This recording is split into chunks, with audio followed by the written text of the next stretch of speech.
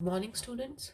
Today we're going to start with the next chapter. That is chapter number 9 from your first flight book, Madam Rides the Bus, which was written by Valika Khanna, and it is a Indian author who described the feeling of 8 years old girl who want to go for a bus journey, जो पहली बार अपनी ज़िंदगी में बस की सवारी करना चाहती थी। और ऑथर उसकी एक एक्सपीरियंस, कैसे उसने अपने घर के बाहर विलेज को देखा, उस बस जर्नी में उसने क्या क्या एक्सप्लोर किया। This chapter is regarding to that, so let's begin with this chapter. Page number 117. There was a girl named Wali Amai who was also called Wali for short.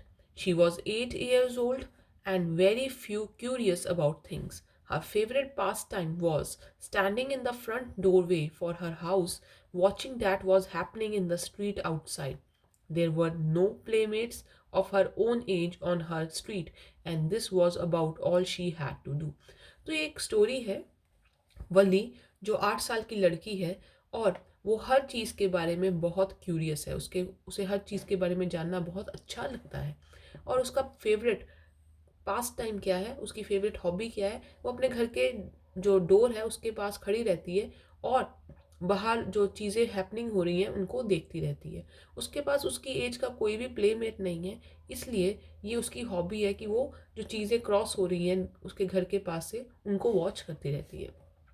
But for Wali, standing at the front door was very bit as enjoyable as any of the elaborate games other children played. Watching the street gave her many new unusual experiences. तो जो वली है उसके लिए बाकी सारी games भी जो बाकी बच्चों के लिए बहुत इंजॉयबल होती हैं, उसके लिए watching the standing on the street and watching the things बहुत ज़्यादा क्या है, इंजॉयबल गेम है, क्योंकि इससे उसे बहुत सारी चीज़ें देखने को मिलती हैं, प्लस उसे बहुत सारी अनयूजुअल एक्सपीरियंसेस गेन करने का मौका मिलता है। The most fascinating thing of all was the bus that traveled between her village and the nearest town. It passed through her street each hour, once going to the town and once coming back. The sight of the bus, filled each time with a new set of passengers, were a source of unending joy for वली। तो सबसे favourite या सबसे अच्छी चीज़ उन्हें क्या लगती थी वली को, कि जो बस थी जो ट्रैवल करती थी उनके विलेज और साथ वाले पास वाले टाउन को।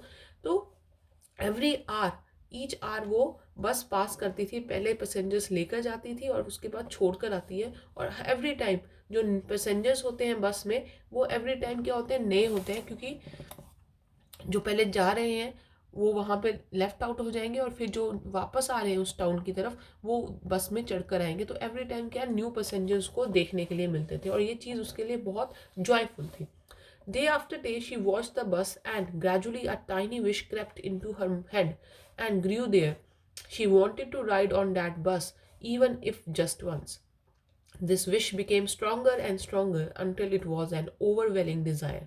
तो क्या है, डे आफ्टर डे उसके जो माइंड है उसमें एक बात चलने लग गई कि क्यों ना मैं भी इस बस पे बैठूं और मैं भी ये ट्रैवलिंग करूं। पहले उसे थोड़ा थोड़ा लगता था कि हाँ मुझे भी ट्रैवलिंग करनी चाहिए, मगर धीरे धीरे उसकी जो डिज़ायर है कि हाँ मुझे ट्रैवल करना है वो स्ट्रॉन्गर होने लग गई। Wally would stare wistfully at the people who got on and off the bus when it stopped at the street corner. तो वैली उन लोगों को बहुत लॉन्गली देखती रहती थी, विस्टफुली मतलब किसी को बहुत देर तक देखते रहना कि कौन से लोग जो है वो बस से उतर रहे हैं और कौन से लोग वहाँ से जो लोग हैं वहाँ से चढ़ रहे हैं। तो ये सब कुछ उसके स्ट्रीट के कॉर्नर में हैपन होता था। Their faces would kindle in their longings, dreams, and hopes. If one of her friends happened to ride the bus and tried to describe the sights of the town of her, Welly would be too jealous to listen and would shout in English, "Proud, proud." Neither she nor her friends really understood the meaning of the word, but they used it often as a slang expression of disapproval. तो जब भी उसका कोई close friend बस में ride कर कर आता था या उसका एक्सपीरियंस सुनाता था कि साथ वाले टाउन्स जो हैं हमारे पास वो कैसे दिखते हैं, तो वैली बहुत गुस्सा हो जाती थी, उसको बहुत जेलस फील होता था और वो इंग्लिश में फटाफट एक स्लैंग बोलती है, एक लाइन होती है ना जो आप बार बार यूज़ करते हो। उनको इसका मतलब तो नहीं पता था, मगर वो प्राउड प्राउड वर्ड यूज़ करते थे और उनको लगता था कि शायद प्राउड का मतलब क्या होता है कि हम किसी चीज़ को डिसअप्रूव करते हैं कि मैं ये बात सुनना नहीं चाहती, प्लीज़ मेरे बारे में इसको यहाँ पे मत रिपीट करो। Over many days and months, Valley listened carefully to conversations between her neighbors and people who regularly used the bus, and she also asked a few discreet questions here and there. This way, she picked up very small details about the bus journey.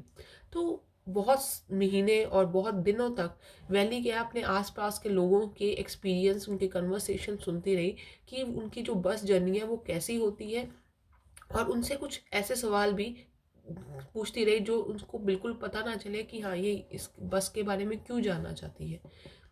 This way she picked up various small details about the bus journey. The town was 6 miles from her village and the fare was 30 पैसा one way. तो क्या है, जो town है वो 6 mile दूर था उनके विलेज से, और उसका जो पैसे, उसके जो बस की टिकट थी वो है 30 पैसे वन वे। एक जगह जाने के 30 पैसे थे, which is almost nothing at all, she heard one well dressed man से। But to Wally who scarcely saw that much money from one month to the next, it seemed a fortune.